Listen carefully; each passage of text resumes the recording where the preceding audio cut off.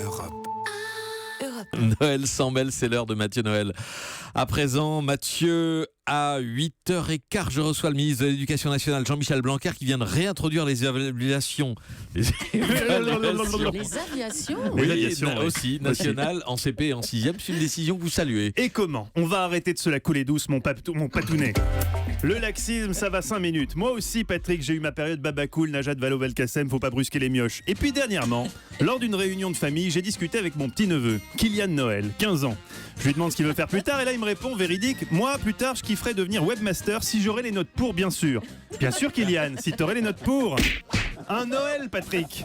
Oui, je sais pas si c'est mon côté réac ou simplement le bon sens, ou si les deux parfois à ma grande stupeur coïncident, mais il me semble que parfois il faut savoir reconnaître que c'était mieux avant. On allait au bistrot, on allait à la messe. Oui, c'était mieux. Aujourd'hui, certains syndicats de parents d'élèves sont vent debout. Pourquoi? Parce que le ministère a décidé de réintroduire des tests d'évaluation à l'entrée au primaire et au collège. La FCPE parle de dramatisation inutile, mais mon Kylian, ça va lui faire beaucoup de bien qu'on dramatise un peu. Certains évoquent le potentiel traumatisant de ces tests. Non les gars, le jeu du foulard c'est traumatisant. Regardez les ch'tis à Mykonos à l'heure du goûter en s'empiffant de pâte à tartiner à l'huile de palme, c'est traumatisant. L'enseignement de la flûte à bec, c'est traumatisant. Il y a à l'école des choses bien plus traumatisantes que les notes. Le souvenir de Myrtille Touchard interprétant My Heart Will Go On lors de la kermesse de fin d'année 90 m'a plus marqué dans ma chair que n'importe quel tôle en dictée. Sus au béni-oui-ouisme, Patrick. Noter, évaluer, ce n'est pas sale. Le niveau des élèves baisse, les Kylian se multiplient. Au grand mot, les grands remèdes, comme dirait Philippe Vandel. Ils vont pas vous prescrire des gouttes dans l'œil pour des hémorroïdes. Avec ce sens de la formule qui fait tout le sel de ces pourquoi. Je vais même plus loin en militant pour que ces évaluations soient étendues au monde de l'entreprise et notamment à celui de l'entreprise radio située 6 bis rue François 1er. 26. Car j'en toucherai 2 mots à Jean-Michel Blanquer, nous tenons là un beau ramassis de tir au flanc.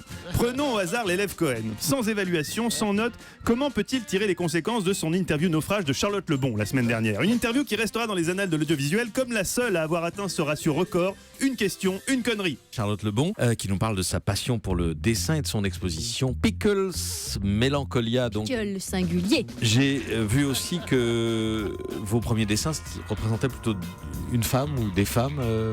C'était Ah non, pas du tout. pas du tout. Ah bah non, c'est pas moi ça. Non, c'est pas vous. Bah non. Obsédé par les femmes.